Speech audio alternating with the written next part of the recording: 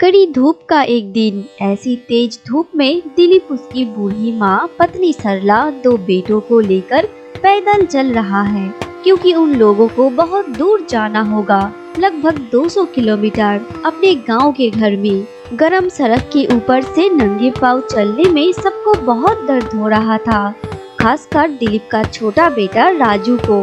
नन्हे नन्हे पाँव से सबके साथ ताल मिलाकर चलना उसके लिए बहुत कठिन था।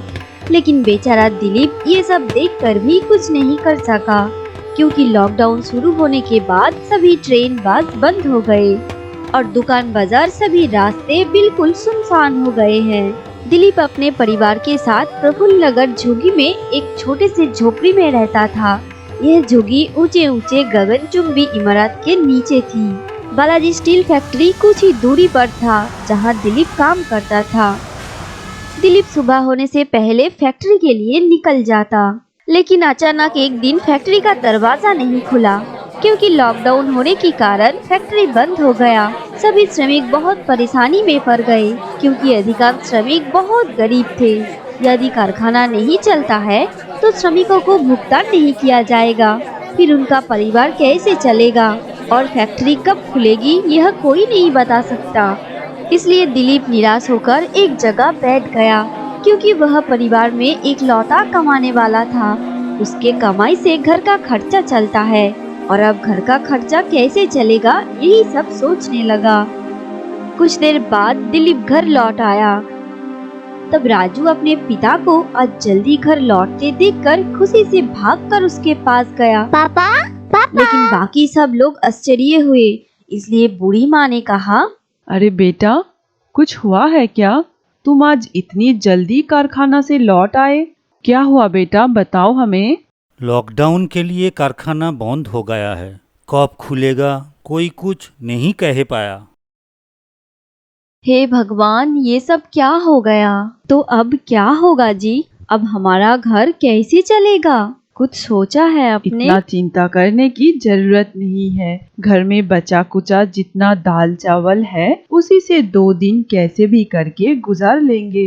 फिर परसों तो तुम्हारा तनख्वाह हो जाएगा, देखना तब कुछ ना कुछ इंतजाम जरूर हो जाएगा। फिर घर में मौजूद दाल चावल से जैसे तैसे 2 दिन बीत गए। आज तनख्वाह के दिन, इसलिए दिलीप बहुत उम्मीदों के साथ सुबह सुबह कारखाना के लिए निकल गया। लेकिन कारखाने के अधिकारियों ने श्रमिकों को तनख्वाह देने से इनकार कर दिया, इसलिए सभी बहुत परेशानी में पड़ गए। निराश दिलीप सिक्योरिटी गार्ड को अनुरोध किया, सिर्फ एक बार मैनेजर के साथ बात करने के लिए, क्योंकि उसे तनख्वाह नहीं मिला तो वह अपने परिवार के लोगों का खाने का इंतजाम नहीं कर पाएगा। लेकिन सिक्योरिटी गार्ड ने दिलीप को वहां से भगा दिया। दुखी दिलीप सुनसान शहर की सड़कों से गुजरने लगा, यदि किसी भी तरह से थोड़ा खाना मिल जाए, इस उम्मीद से, क्योंकि आज पकाने के लिए घर में चावल का एक दाना भी नहीं है। घर में भूखी बूढ़ी माँ, पत्नी और 2 बेटे दिलीप के आने का इंतजार कर रहा है। यह सब सोचते सोचते दिलीप का मन बहुत खराब हो गया। अचानक एक जगह लोगों की आवाजें सुनकर दिलीप रुक गया। थोड़ा सामने आकर दिलीप ने देखा कि मुफ्त में राशन दिया जा रहा है। कई लोग राशन लेने के लिए लाइन दी है। यह देखकर दिलीप उत्साहित हुआ, सोचा कुछ व्यवस्था होगा, इसलिए वह आगे बढ़ा। बहुत समय तक लाइन में खड़े रहने के बाद जब दिलीप दुकान के सामने गया, तब दिलीप को पता चला कि यहाँ राशन कार्ड दिखाकर सबको फ्री में दाल चावल मिल रहा है। लेकिन दिलीप तो इस शहर में काम करता है, उसका राशन कार्ड तो गांव के घर में पड़ा है। फिर दिलीप राशन दुकान के मालिक के पास जाकर अपना हाल बताया और कुछ मदद करने के लिए बोला। यह सुनकर दुकान के मालिक ने कहा, अरे भाई, यहाँ कोई भूख राहत केंद्र नहीं है जो तुम्हारे घर के भूखे लोगों के लिए मुझे फ्री में खाना देना पड़ेगा। यहाँ राशन दुकान, राशन कार्ड के बिना हम किसी को खाना नहीं दे सकते, यही कानून है। आई बात समझ में? गरीब लोगों के लिए आवंटित वस्तुएं ब्लैक में बेचने वाला इस राशन डीलर का परिचय अब किसी से अनजान नहीं। इस तरह के नीच काम करने के समय इन लोगों को कानून नजर नहीं आता, और जब एक असहाय गरीब लोग की मदद करने की बारी आई तो कानून का बहाना दिखा रहा है। परिवार के लोगों को 2 वक्त भर पेट खिलाने के लिए अपने गांव छोड़कर शहर में आया हुआ असहाय दिलीप के दुर्दशा देखकर भी पत्थर दिल राशन डीलर की कोई सहानुभूति नहीं है। फिर दिलीप वहां से चला गया और शहर में इधर उधर काम की तलाश करने लगा, इस उम्मीद से कि अगर कोई काम मिल जाए तो खाने का इंतजाम हो पाएगा। लेकिन लॉकडाउन के समय काम कैसे मिलेगा? इस बीच पीछे से एक पुलिस गाड़ी आई और दिलीप के सामने आकर रुकी। तभी 2 पुलिसकर्मी दिलीप की तरफ बढ़े। तुम बिना मास्क पहनकर बाहर क्यों घूम रहा हो? तुम नहीं जानते लॉकडाउन चल रहा है, बाहर निकलना मना है। तब दिलीप सब कुछ बताने लगा कि कैसे भी करके एक काम जुटाकर खाने का इंतजाम नहीं कर पाया तो घर में सब भूखे रहेंगे। लेकिन पुलिस ने कुछ भी सुनने के लिए बिल्कुल तैयार नहीं थे। पुलिस ने दिलीप को पीटना शुरू कर दिया। गरीबों की बात सुनने के लिए किसी के पास जरा सा भी वक्त नहीं है, इसलिए मारो मारो और जोर से मारो। जब थका तबाह हुआ दिलीप घर लौट के आया तब भूखे घर वाले दिलीप के आने का इंतजार कर रहे थे, यह सोचकर कि तनख्वाह पाके बहुत कुछ सामान खरीद के लौटने में शायद दिलीप को देर हो रहा है।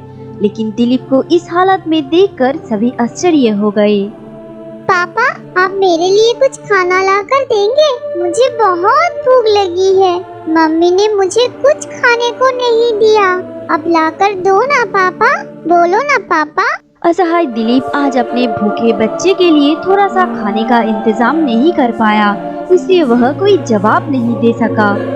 इस तरह से और एक दिन बीत गया, लेकिन खाने का कुछ इंतजाम नहीं हुआ। भूखा राजू अपनी माँ की गोद में लेटकर भूख के मारे रोने लगा। दिलीप जान पहचान के कुछ लोगों से उधार मांगे थे, लेकिन इस बुरे वक्त में कोई भी उधार देने के लिए राजी नहीं हुए। स्थिति में बचने का कोई उपाय नहीं दिख रहा था, इसीलिए सब निराश होकर बैठे थे। ठीक उसी समय एक आदमी 2 हाथ में थैली भरकर कुछ सामान लेकर आया। दिलीप भैया, मुझे पहचाना? मैं रोबी हूँ। नहीं भाई। 10 साल पहले की बात है। आपके कारखाने के पास मेरा पराठा का एक दुकान था। मैं और मेरी विधवा माँ दुकान चलाते थे। रोज रात में ड्यूटी के बाद आप मेरे दुकान पर पराठा खाने आते थे। एक तूफान की रात पूरे शहर में पावर कट हुआ था। उस अंधेरी तूफानी रात में मेरी माँ अचानक बीमार पड़ गए। मैं अकेला क्या करूँगा समझ नहीं पा रहा था। उस पर आपके कारखाने छुट्टी हुआ तो मैं वहाँ जाकर सबके पास मदद मांगने लगा, लेकिन मुझे मदद करना तो दूर की बात, मेरी बात सुनने के लिए भी कोई राजी नहीं थे। दिन भर मेहनत करने के बाद इस तूफान में सभी घर लगने में ज़्यादा व्यस्त थे। उस समय मैं क्या करता कुछ समझ नहीं आ रहा था। फिर आप बाहर निकले, आपको सब कुछ बताया। आपने मेरी बात ध्यान से सुनी, फिर मुझे भरोसा दिलाया और मेरे साथ अस्पताल जाने में मदद किया।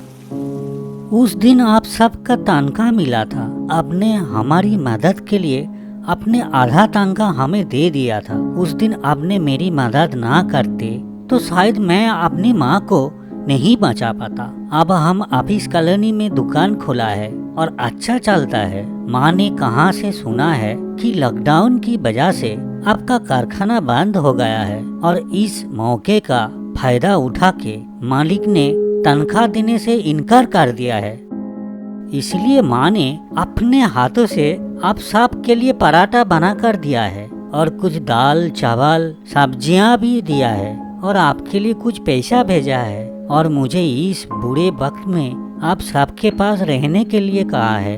लेकिन दिलीप रवि का ऋण और बढ़ाना नहीं चाहते थे, इसलिए रवि के माँ के भेजा गया खाना और कुछ पैसे के सहारे अपने गांव के लिए निकल गए, अपने घर के लिए जो दिलीप का मातृभूमि है। और इस बुरे वक्त में कोई माँ अपने बच्चे से मुंह फेर कर नहीं रह सकते, ठीक रवि की माँ की तरह।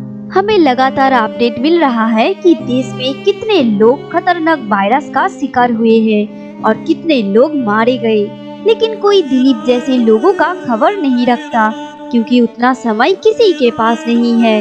इसलिए आज दिलीप जैसे लाखों श्रमिकों की यही दुर्दशा है। यहाँ तक कि कुछ लोग घर लौटने के समय बीच रास्ते में बीमार होकर मर गए हैं।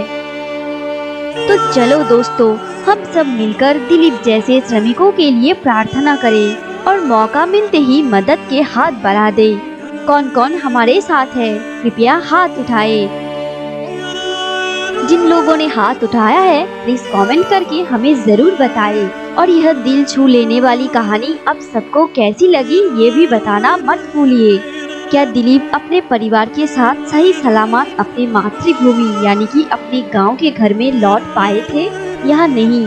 यह जानने के लिए हमारे चैनल टिंग डोंग हिंदी कहानी को जरूर सब्सक्राइब करिए और अगला भाग सबसे पहले देखने के लिए पास में बेल आइकॉन को अभी दबा दीजिए। और यह कहानी अगर अच्छी लगी तो जरूर लाइक करें और हो सके तो अपने फ्रेंड्स एंड फैमिली के साथ शेयर करें।